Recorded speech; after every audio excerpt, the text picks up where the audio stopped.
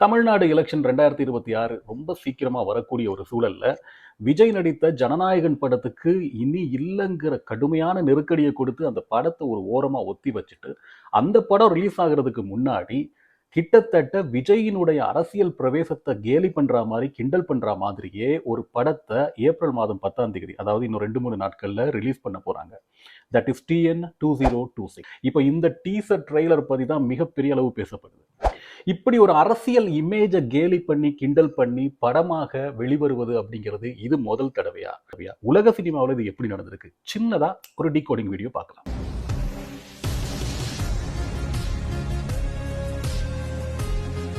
சதுரங்க வேட்டை நட்டி நடிப்புல தம்பி ராமையாவுடைய மகன் உமாபதி ராமையாவினுடைய இயக்கத்துல MS பாஸ்கர், தம்பி ராமையா இப்படி ஒரு பெரிய ஒரு நட்சத்திர பட்டாளத்தோட இந்த படம் ரிலீஸ் ஆக போகுது. TN 2026.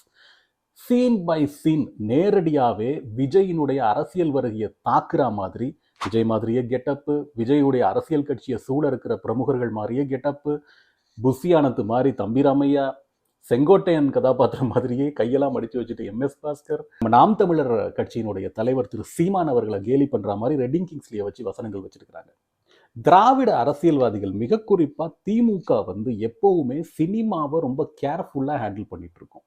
இன்னைக்கு மொத்த தமிழ் சினிமாவே ரெட் ஜெயண்ட்ங்கிற பேர்ல அவங்களுடைய கட்டுப்பாட்டுல இருந்தாலும், ஒரு காலத்துல இந்த திராவிட முன்னேற்ற கழகத்தினுடைய வாரிசுகள் இல்லைன்னா அவங்க சம்பந்தப்பட்ட குடும்பத்தில் இருக்கவங்க யாரையாவது சினிமாவில் களம் இருக்கணும்னு ரொம்பவே ஆசைப்பட்டாங்க, ரொம்ப போராடினாங்க. அதுக்கு ஒரே காரணம் யாருன்னு பாத்தீங்கன்னா MG ராமச்சந்திரன். இப்படி எம்ஜிஆருடைய புகழை எப்படியாவது தன்வயப்படுத்தணும், அதை எப்படியாவது பிரேக் த்ரூ பண்ணணும்னு இவங்க காட்டாத சித்து விளையாட்டு கிடையாது. ஒரு கட்டத்துல எம்ஜிஆர் திராவிட முன்னேற்ற கழகத்தினுடைய வெற்றிக்கே காரணமா இருந்தாலும், அவர் சினிமாவை விட்டு விலகினாதான் அவருக்கான அரசியல் தொடரும் அமைச்சு பதவி வழங்கப்படுங்கிற மிரட்டுற அளவுக்கு போனாங்க. இந்த அளவுக்கு திராவிட முன்னேற்ற கழகத்துக்கு எம்ஜிஆரினுடைய சினிமா புகழ் அப்படிங்கிறது பெரிய நெருக்கடியா இருந்தது. எம்ஜிஆருக்கு போட்டியா யாரையாவது கொண்டு வருவோங்கிற நினப்புல கொண்டு வரப்பட்டவர் தான் முன்னாள் தமிழக முதல்வர் கலைஞர் மு கருணாநிதியினுடைய மகன் MK முத்து.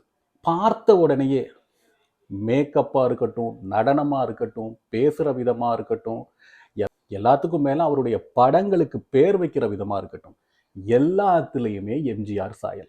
1972ல இவர் சினிமாவுக்கு அறிமுகமாகும் போது எம்ஜிஆர் கூட கை கொடுத்து தான் வரவேற்றாரு. ஆனா கொஞ்ச நாள்லயே எம்ஜிஆருக்கு தெரிஞ்சு போச்சு, இந்த கெட்டப்பை பார்க்குறப்போ, அவருடைய மேக்கப் பார்க்குறப்போ, அவர் படங்கள்ல அவர் நடிக்கிற விதத்தை பார்க்குறப்போ இது தனக்கு வச்ச செக் தான் அப்படிங்கிறத புரிஞ்சுக்கிட்டாரு. நடிப்பு மட்டும் இல்ல, பேர்கள் கூட பிள்ளையோ பிள்ளை, பூக்காரி, நியாயத்தராசு, அணையா விளக்கு, இந்த மாதிரி புரட்சிகரமான பெயர்களை வச்சு எம்ஜிஆர் ரூட்ல எப்படியாவது கிராஸ் பண்ணி எம்ஜிஆரை காலி பண்ணணுங்கிறதுக்காக எம்ஜிஆர் மாதிரியே கொண்டு வரப்பட்ட இவர் கொஞ்ச நாள்லயே டம்மி ஆயிட்டாரு. ஏன்னா தமிழ் சினிமா ரசிகர்களுக்கு எப்பவுமே ஒரு தெளிவு இருக்கு. ஒரு இமேஜ காப்பி அடிச்சு வரக்கூடிய எந்த நடிகரும் திடீர்னு எழுந்து திடீர்னு அடங்குவாங்களே ஒழிய நீண்ட காலத்துக்கு நிலைக்க முடியாது. 1996ல தமிழ் மிகப்பெரிய அளவு வெற்றிகளை குவிக்க தொடங்கியிருந்தாங்க. உலகம் முழுக்க பரபரப்பா பேசப்பட தொடங்கின உடனே தமிழ்நாட்டு மக்களையும் தமிழ் சினிமா ரசிகர்களையும் அந்த வெற்றியின் பக்கம் திசை திருப்ப விடாம போராளிகளை கொச்சப்படுத்துறதுக்குன்னே எடுக்கப்பட்ட படம் தான் குருதிப்புனல். இந்த மொத்த கதையே இந்தியாவினுடைய ஒரு ரோ ஏஜென்ட் மற்றும் ஒரு தமிழ் போராளி குழு, இதை சுத்தியே நடந்துட்டு இருக்கும். இந்த படத்துல கதாபாத்திரங்கள் முதல் கொண்டு அந்த நேரத்துல தமிழ் போராளிகள்ல பிரபலமான உருவங்களாக இருக்கக்கூடியவங்களை சித்தரிச்சு செதைச்சு எடுத்திருப்பாங்க. இப்ப இவரை பாருங்க, இவர் எல்லாருக்குமே தெரியும், கிட்டுவினுடைய உருவத்திலே இருப்பாரு. இதுல வர நாசர் கதாபாத்திரத்தை பாருங்க.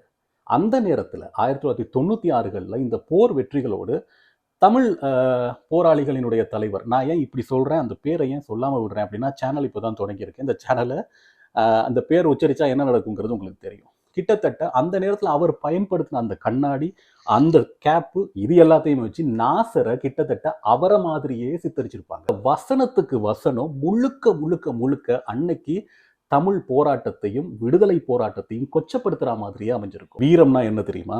பயப்படாத மாதிரி நடிக்கிறது. நான் செத்தா எனக்கு பின்னால வர தலைமுறை 1000 போராளிகளை உருவாக்குவாங்க அப்படின்னு அவர் நாசர் சொல்றப்போ, அதெல்லாம் யாரும் உருவாக்க மாட்டாங்க, உனக்கு பின்னால வளர்ற தலைமுறையை பாரு, அந்த தலைமுறை முழுக்க சினிமா பார்த்து பலகீனமான தலைமுறையாக தான் வளரும், மிச்சப்பட்ட தலைமுறையை ஒன்று அரசாங்கம் மிதிச்சு நசிக்கிறோம், இல்லைன்னா விலை கொடுத்து வாங்கிறோம்.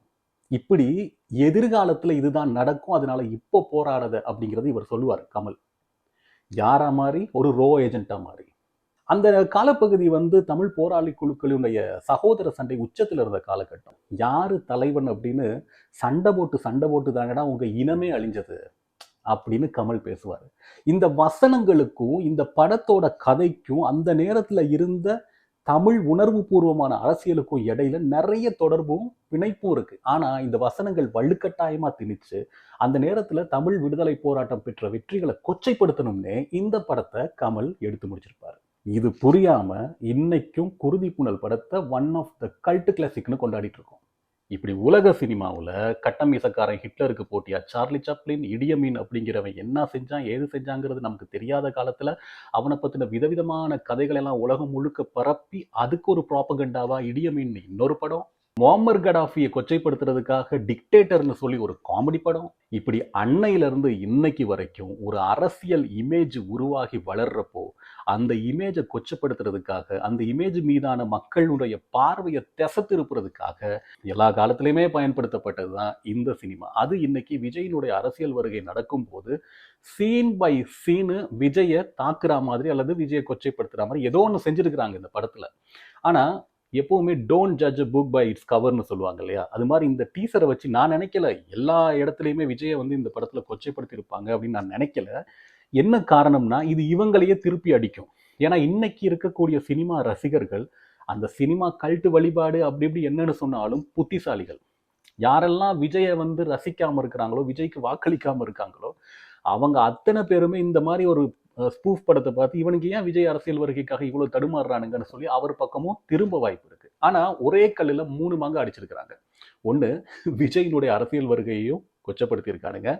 இன்னொரு பக்கமா இவங்க எப்பவுமே நாம் தமிழர் கட்சியையும் சீமானையுமே ஒரு காமெடி பீஸா சித்தரிக்கிறதுல ரொம்ப கவனமா இருக்கு. Political analyser mister Prashant Kishor ஒரு முறை சொன்னதாக ஒரு கதை இருக்கு.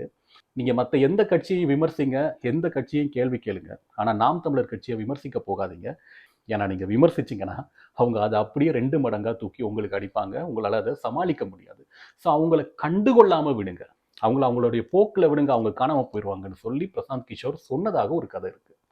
ஸோ அவருடைய அந்த கருத்து தான் இவங்க எல்லா காலத்துலையுமே சீமான கண்டுகொள்ளாம ஒரு காமெடி பீஸா மாத்துறாங்க. அதுக்காக தான் ரெட்டிங் கிங்ஸ்லி. ஆனா இதுக்குள்ள அவங்க செஞ்ச ரொம்ப கேவலமான வேலை என்னன்னா, வள்ளுவர் மாதிரி தமிழ் அடையாளத்தை கொண்டு வந்து அதை சித்தரிச்சிருக்கிறாங்க. அது எந்த அளவுக்கு வந்திருக்குங்கிறத பார்க்கலாம். அதே தான் விஜயும் செய்கிறாரு. விஜய் ஒருபோதும் அரசியலுக்கு வந்த பிறகு நாம் தமிழர் கட்சியையோ சீமானையோ எந்த இடத்துலையுமே எடுத்து பேசவும் இல்லை, சீண்டவும் இல்லை.